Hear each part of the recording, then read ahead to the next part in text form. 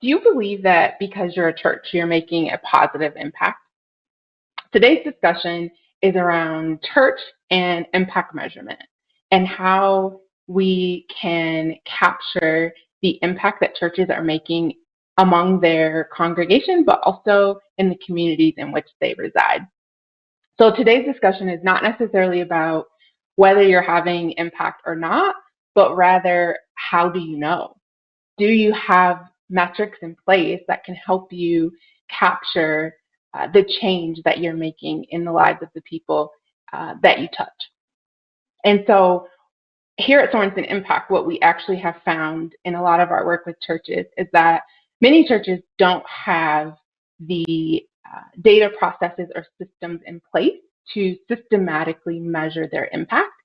And they also struggle with reporting their impact in a way that will engage non-religious people in their missions and causes.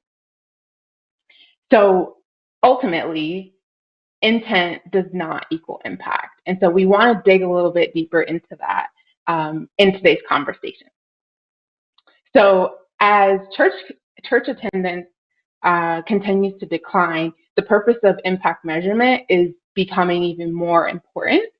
And some of the, top reasons why we want to implement impact measurement as a church or even as a nonprofit entity kind of falls into three pillars as we look at it here at Sorenson Impact. And so the first one is addressing closing the accountability gap or responsibility gap. And so this is more about building performance metrics that are desirable to clients or investors or church constituents, giving them tangible reasons why they should invest in a mission or cause. And the goal of this work really is to incentivize the effectiveness of programming and or services. So on a basic level, if you are a church, this would be you choosing to operate with increased integrity and accountability to those who are investing or entrusting you with their resources, whether that be time or money. That's an intentional decision that you can make by implementing impact measurement practices. And then the second pillar that we look at Sorenson Impact is around information failure or reducing information asymmetry. And so with that, we're looking at the goal of closing the information gap between those who are using the funds and then those who are donating or lending or giving some other sort of resource. And so impact measurement allows organizations to have kind of a toolkit on how they can measure their impact in true terms around individuals, but then also, again, communities. So it helps increase transparency to the constituents around why decisions are made. And some of the ways in which we see that play out are if a church decides to close down a program, or maybe close a campus, or maybe shift the service times that they may be offering to a specific community. And then the third pillar, the purpose of impact measurement, benefit of impact measurement, I would say, is that it provides churches with a method to meaningfully measure their impact, not just in terms of the number of people served or the number of items provided, but based on outcomes, meaning what has changed and to what degree has it changed in a positive direction. So when we're looking at the work of churches, this is speaking to being able to identify your highest impact services or programs or maybe church locations. And so some of the places where we've seen this are churches who maybe have maybe competing programs for funding. So such as like maybe a daycare, and then maybe the church is offering maybe a teen program, and they decide to, or maybe as a result of a lack of funding or decreased funding, they decide, okay, we need to scale back. Having a system to measure impact would allow them to see the progress or the success of a specific program and would help them objectively inform their decisions around whether they would sunset a program, close a program, and in some cases, scale a program if they see that one specific thing is optimizing in one way or another. Some of the other ways that we see impact measurement in churches is around them being able to capture metrics that help them gauge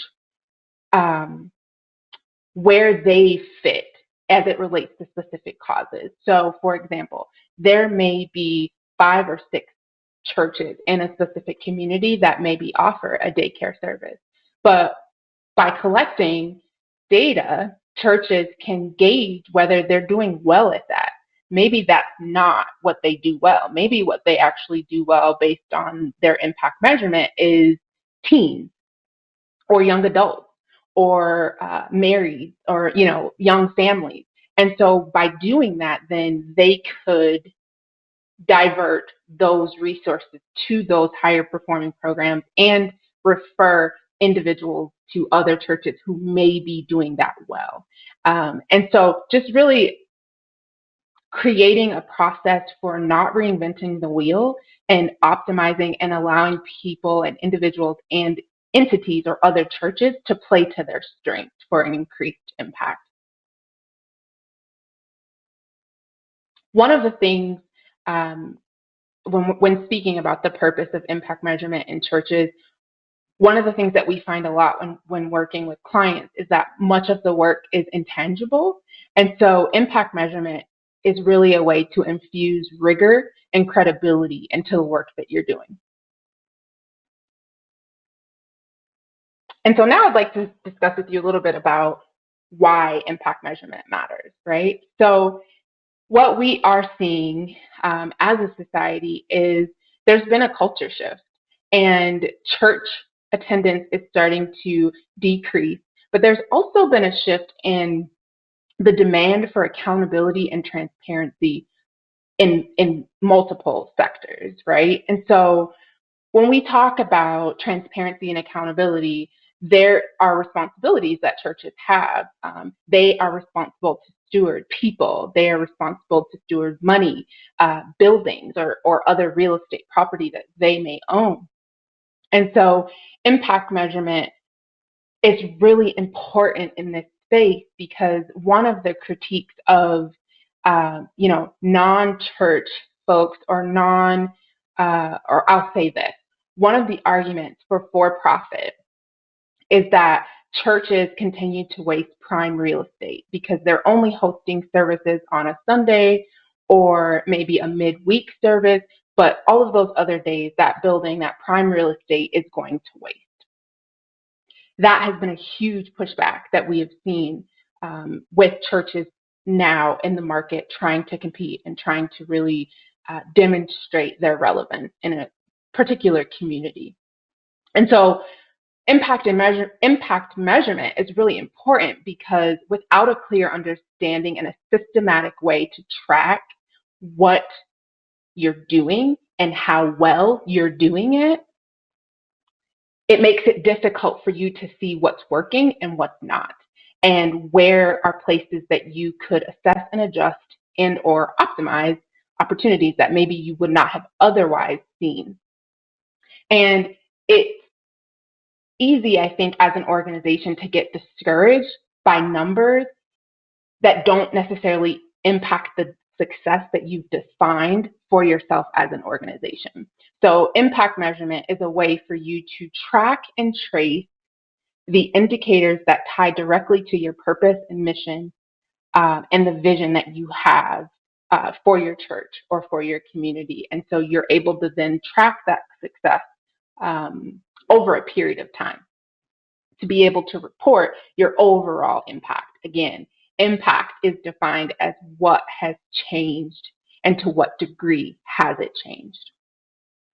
And when done well, impact measurement has a variety of benefits, but I want to speak to 4 specific benefits around impact measurement being carried out effectively. So the first point is that the process is clear and practical. As I mentioned, creating a systematic way to track and report your impact is key when you're wanting to demonstrate that you're making a change in the community in which you reside. The second point is that being able to quantify these pieces of your work and your service to your community, it provides increased access to finance and capital. It attracts new investors and new opportunities. The third thing that this work would do is it improves an organization's overall effectiveness. It helps you, as I mentioned before, helps you identify what you do well and maybe areas of growth or maybe areas where you can refer to another organization or another church.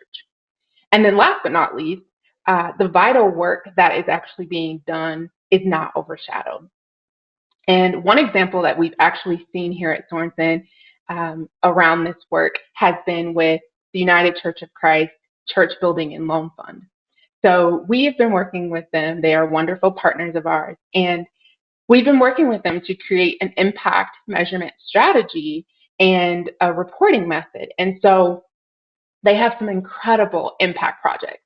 And one of their points was, we really want to highlight our impact projects, our top tier impact projects. And so we were like, great, that's wonderful. So we started to put together our strategy and we started to work with them to collect the data to figure out exactly where their impact projects were and what the direct and the indirect impacts were of their work. And what we actually uncovered was that not only were they doing these incredible impact projects, but these impact projects were all led by women. And so that, of course, made me proud, but it actually spoke to the importance of data and having a clear, systematic way to track what you're doing and how well you're doing it, because what we were able then to do was to make sure that their impact story was complete. If we did not have the data and the information around the individuals who were leading out these impact projects, we would have told an incomplete story. We would have only had the number of loans or the amount of loans that were given to these impact projects, but adding that additional piece that, yes, this is a big impact, but there was also another critical point to share, in that these were women-led endeavors. And so it really, made us so excited, to be able to capture that for this organization and be able to report that out in a full and exciting way. So if you are a church or a church leader and you do not have a strategy to track and report your impact, do not worry. We would advise you here at Sorenson to start with developing first a theory of change. And so we have developed a spectrum of impact measurement that we use when we're working with clients and we're working with churches around impact measurement to help them really visualize where they may be in the process of measuring their impact. And so the theory of change will help you as an organization get clear. It will bring clarity, which brings confidence. It will help you establish what problems you're working to solve, how you are organized as an organization to solve these problems, and it will also help you identify how you will know when you solved a specific problem or met a specific goal.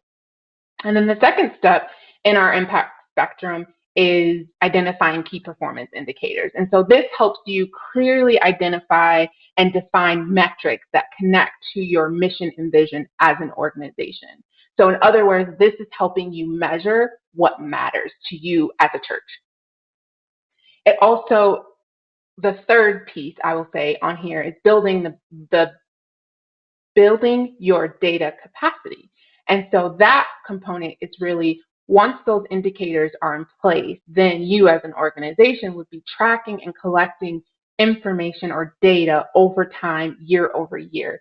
And that is what will help you collect and track your performance, and it will also optimize the impact story or the impact reporting that you seek to do as an organization.